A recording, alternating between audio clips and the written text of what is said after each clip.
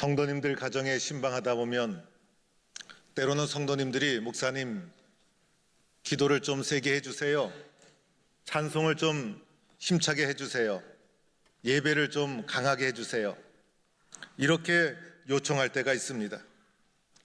긍정적으로 살펴보면 예배와 기도에 대해서 간절히 사모하는구나 라고 생각할 수도 있고, 단점을 지적해 본다면 내가 기도를 열심히 하고 내가 예배를 열심히 드려야 되는데 내가 드려야 될 몫을 인도하는 자에게 전가시키고 있구나 라고 생각을 하게 됩니다. 우리가 예수를 믿고 나서 변화되는 두 가지가 있죠.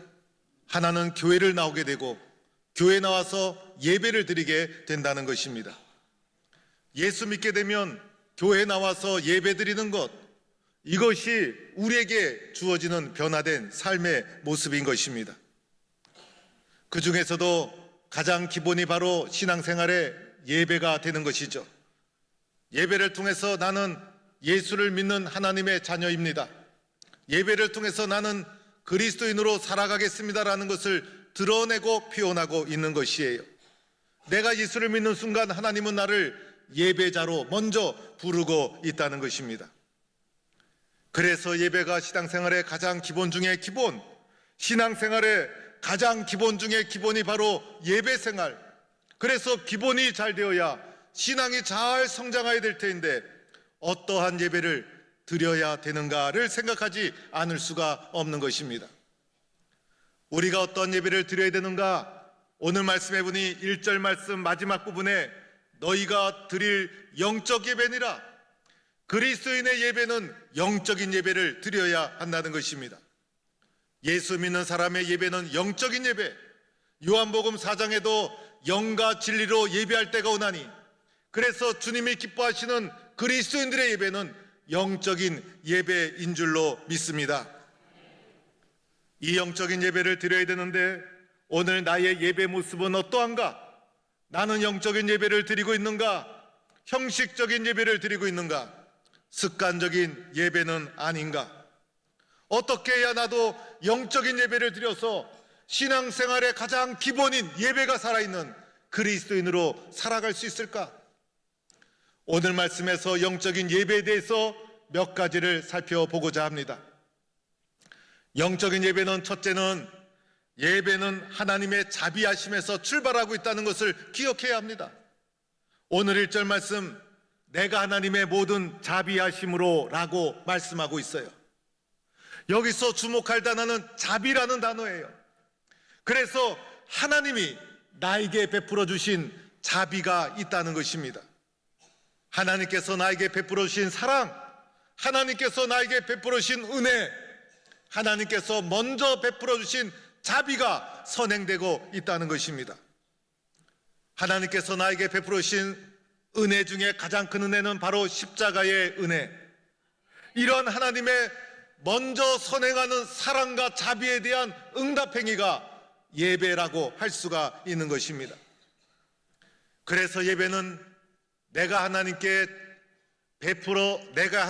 인심을 베푸는 것이 아니라는 거예요. 나에게 자비를 먼저 베풀어 주신 하나님의 아낌없는 십자가의 사랑이 먼저 있는 것이고, 그래서 그 사랑에 감격해서, 그 은혜에 감격해서 그 사랑을 잊을 수가 없어서 그 사랑을 붙잡고 하나님의 자비하심에 대한 반응으로서의 예배가 그리스도인들의 영적 예배인 것이요, 우리는 내가 예배를 드리는 이 자리에 나를 사랑하신 하나님의 나를 향한 자비하심과 사랑이 선행되어 있다는 것을 고백하는 성도가 될 수 있기를 축원합니다. 두 번째는 영적인 예배는 어떠한 예배일까? 영적인 예배는 하나님께 나를 드리는 것입니다. 오늘의 1절 말씀에 거룩한 산 제물로 드리라. 오늘 여기서 주목할 단어는 드리라는 것이에요. 드리라는 것. 그래서 예배는 하나님께 나를 드리는 거예요. 찬송을 드리고 기도를 드리고 정성을 드리고 최선을 하나님께 먼저 드리는 것이 예배라 할 수가 있는 거예요. 드리기 전에 받는 것을 먼저 생각하는 분들이 있어요. 그래서 설교와 예배를 동일시합니다. 설교를 통해서, 말씀을 통해서 받을 것만 헤아리는 분들이 있어요. 받을 것만 생각하면 어린아이라 할 수가 있는 거예요. 기독교 예배의 정신은 먼저는 드리는 것이다. 창조주 하나님, 사랑의 하나님, 전능하신 하나님께 먼저 드리는 것이 예배의 근본 정신이 된다는 것입니다. 타 종교에서도 제사와 제의와 예배 형식이 있습니다. 그래서 여기에 그들은 정성을 다하죠. 여기까지는 기독교와 크게 차이가 나지 않는다 할 수가 있어요.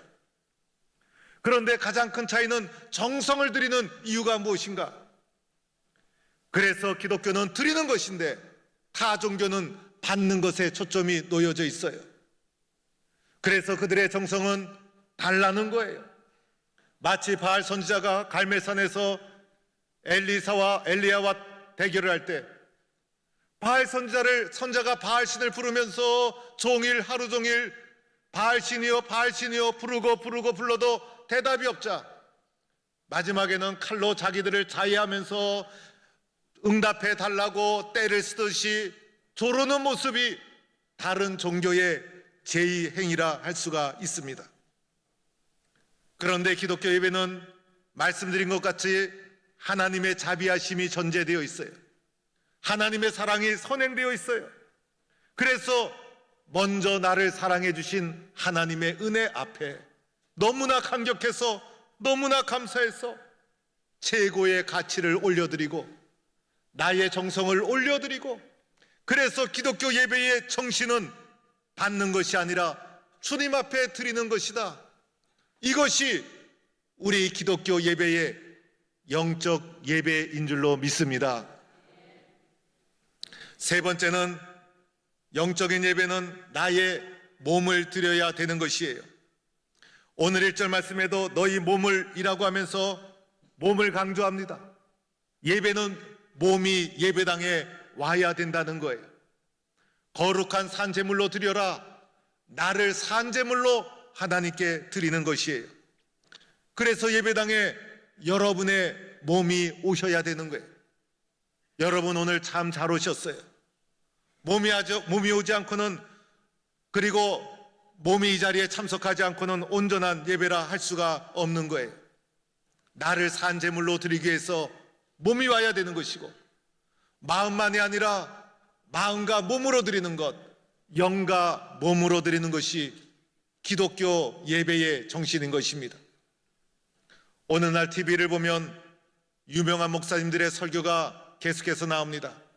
기독교 채널이 과거에는 하나였는데 요즘은 기독교 채널이 많아졌어요. 옛날에는 일반 방송도 채널이 3개뿐이었는데 오늘날에는 기독교 방송만 해도 3개가 넘어요. 유명한 목사님 설교를 듣다가 마음에 안 들면 채널을 또 돌립니다. 듣다가 또 마음에 안 들면 또 돌립니다. 그래서 언제든지 이런 설교 저런 설교 들을 수가 있어요. 채널을 돌리다 보면 어느 날 TV에 김영걸 목사가 탁 나타날 때가 있어요. 그럴 때는 채널을 돌리지 마시기 바랍니다. 그런데 TV에서 설교를 들었다고 해서 나 예배 드렸어, 그렇게 할 수 없죠. 왜냐하면 내 몸이 예배의 현장에 나와야 하는 거예요. 예배에서 내가 최고의 가치를 하나님께 올려드리는데 마음을 드리고 정성을 드리고 기도를 드리고 찬송을 드리고, 그리고 또 하나 최고의 가치는 바로 나의 몸.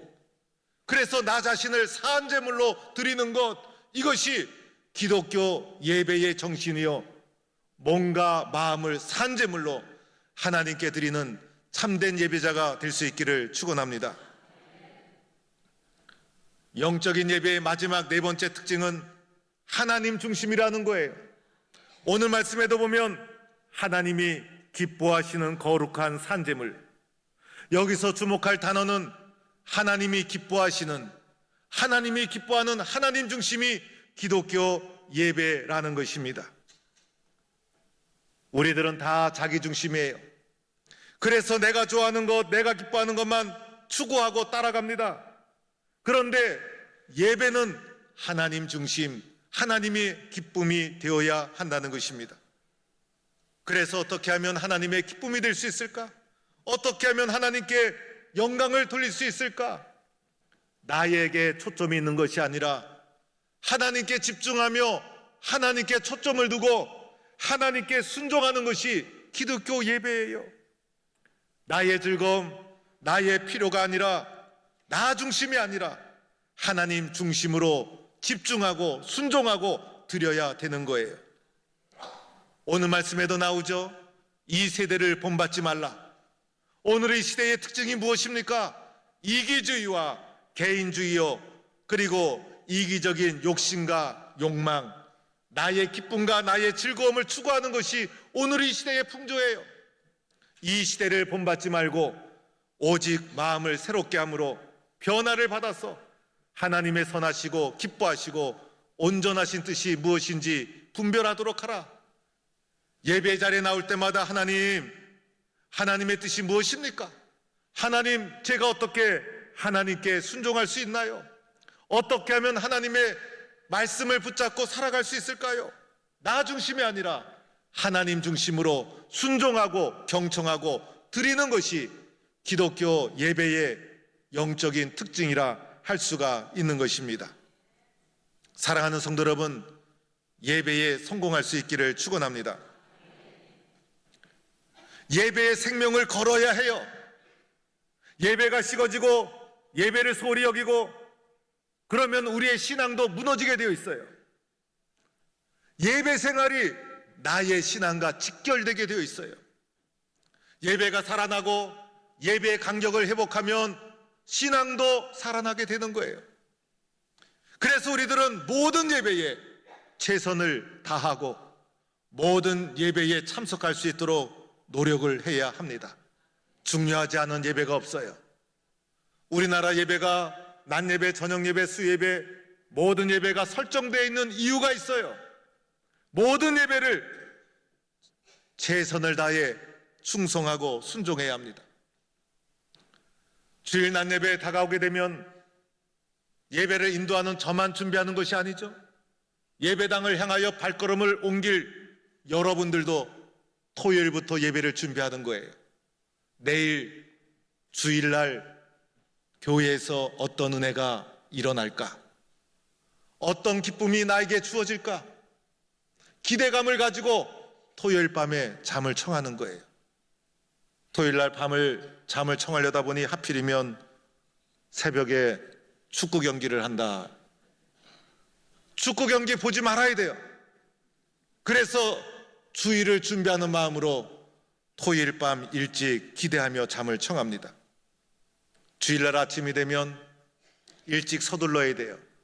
미리미리 일어나서 준비하고 교회로 발걸음을 옮길 때 영적인 언어, 좋은 말을 하면서 차 안에서 다투는 일이 없도록 서로가 영적으로 배려해야 돼요. 예배당이 보이는 순간부터 가슴이 뛰어야 돼요. 예수님 만나는 심정으로 예배당에 오는 거예요.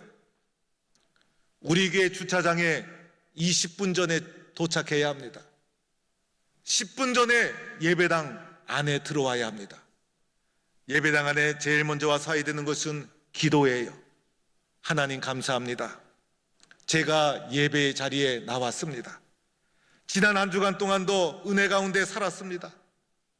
예배에 성공하게 해주세요. 기도로 영적인 마음을 다듬어야 합니다. 예배드리는 분들뿐 아니라 교회 각 봉사하시는 분들 기도 먼저 해야 되는 거예요. 찬양대도 연습 시간 있죠? 일찍 와서 기도로 준비하고 찬양 연습 들어가야 됩니다. 준비된 마음을 가지고 있다가 예배가 시작됩니다. 첫 번째 예배 순서는 찬양이에요. 우리 교회 첫 번째 예배 순서는 찬양. 이 첫 번째 찬양의 내용을 보면 경배와 하나님을 높이는 찬양으로 첫 번째 찬양을 부르게 되어 있어요. 나를 하나님께 드리라는 거예요. 나를 하나님께 드리는 것이 예배에서 너무나 소중해요. 나를 드려야 주시는 은혜가 있는 거예요. 드리는 찬양이 제일 먼저 나와요. 그래서 예배는 처음 순서부터 참여해야 되는 거예요. 그래서 중간에 들어오지 않도록 시간을 잘 여러분이 10분 전에 오셔서 드리는 데부터 예배가 시작될 수 있도록 여러분이 열심을 내 주셔야 합니다. 처음 찬양, 하나님 찬양합니다. 전능하신 하나님, 저는 하나님을 사랑합니다. 높으신 하나님을 경배합니다. 이러한 찬양을 나의 신앙의 고백을 담아 올려드리는 거예요. 그리고 예배 중에 찬송이 있죠. 찬송을 부를 때도 나의 신앙 고백이라 생각하고 가사를 음미하고, 그리고 찬송을 부르면서 그 곡조에 따라서 맞아, 이것이 내 마음이야, 이것이 나의 신앙 고백이야, 나는 이대로 믿을 거야, 이런 고백을 다짐하며 찬송을 은혜스럽게 함께 불러야 합니다. 눈으로만 예배드리는 것이 아니죠. 마음으로, 입술로 함께 예배에 동참해 주셔야 됩니다. 예배 순서 중에 대표 기도가 있죠. 대표 기도 하시는 분은 정장을 하시고 넥타이를 매시고 정장 투피스를 입으시고, 그리고 단정한 몸으로 공예배 기도 순서를 맡아서 수고해 주셔야 합니다. 저도 예배를 인도하기 위해서는 가장 좋은 옷, 가장 깔끔한 옷, 가장 아끼는 옷을 입으면서 예배를 마음으로 준비하게 됩니다. 개인 기도는 오랫동안 해도 괜찮아요. 개인 기도는 오랫동안 하면 할수록 좋아요. 그리고 개인 기도의 내용은 자기가 하고 싶은 기도를 하면 되는 거예요. 그러나 대표 기도는 기도 시간이 기준으로 3분 기준 안에 기도 내용을 잘 함축적으로 담아내기 위해서는 기도문을 미리 준비해 오는 것이 좋습니다. 기도의 내용도 개인적인 것이 아니라 교회 예배 가운데 드리는 기도 이온이 회중을 대표해서 하나님께 올려드리는 거예요. 그래서 기도의 내용은 3가지예요. 감사기도, 회개기도, 간구기도. 맨 처음에는 감사가 있어야 되죠. 하나님 감사합니다. 그리고 두 번째는 회개의 기도, 말씀대로 살지 못했음을 회개합니다. 그리고 세 번째는 간구기도가 있어야 돼요. 이 간구기도는 3가지의 간구 내용을 담아 주셔야 됩니다. 교회를 위한 간구, 담임 목사를 위한 간구, 성도들을 위한 간구. 이 3가지를 담아서 교회를 대표해서 하나님께 올려드릴 때 여러분은 함께 기도하는 심정으로 아멘, 아멘 하면서 공감하면서 기도에 동참해 주시는 것입니다. 기도가 끝나고 나면 찬양대가 찬양을 합니다. 이 찬양이 얼마나 아름다운지 가사를 보면서 찬양을 마음으로 함께 동참합니다. 찬양대가 끝나면 박수를 칩니다. 이 박수는 사람에게 치는 것이 아니죠.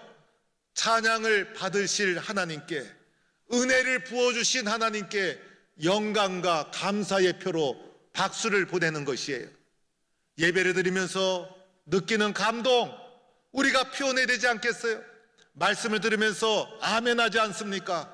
감동이 되면 끄떡끄떡하지 않습니까? 감동이 되면 박수로 하나님께 영광을 올려드릴 수 있잖아요. 표현하면 하나님이 기뻐하신다는 것입니다. 이 정도 예배가 진행되고 나면 마음속에 하나님 감사합니다, 하나님 고맙습니다, 모든 것이 하나님의 은혜입니다, 저는 예수 믿기를 참 잘했습니다, 제가 하나님의 자녀로 살아가는 것이 너무나 행복합니다, 이런 마음의 고백이 속에서 올라와야 합니다. 불안과 두려움이 사라지고 주님이 주시는 평강과 은혜가 가슴에 가득 차게 됩니다. 이제 말씀을 들을 순서가 되었어요. 가장 집중해야 될 때입니다. 말씀을 듣는 태도는 주여 말씀하옵소서 종이 듣겠나이다, 이런 심정으로 공감하고 경청하고 순종해 주셔야 합니다. 아멘, 아멘 하면서 반응하고 응답해 주셔야 합니다. 은혜가 부족한 이유 중에 하나가 듣지 않아서, 공감하지 않아서, 경청하지 않아서, 반응하지 않아서, 그래서 때로는 고개를 끄덕끄덕 하시고, 그리고 강단을 주목해 주시고, 그리고 아멘, 아멘 이렇게 응답해 주셔야 합니다. 말씀에 집중해서 말씀의 은혜를 받도록 스스로가 긍정적으로 문을 열어야 합니다. 주의 종에 대한 신뢰, 말씀에 대한 경청과 공감과 순종이 무너지면 신앙생활에 위기가 닥칩니다. 은혜도 교회 중심으로, 은혜도 이 강단에서, 은혜도 담임 목사를 통해 받아서 신앙생활할 때 그 사람의 신앙이 교회 중심에 하나님이 기뻐하시는 신앙생활이 되어질 수가 있는 거예요. 들으려는 마음으로 집중해야 합니다. 그래서 이 시간보다 더 중요한 게 없어요.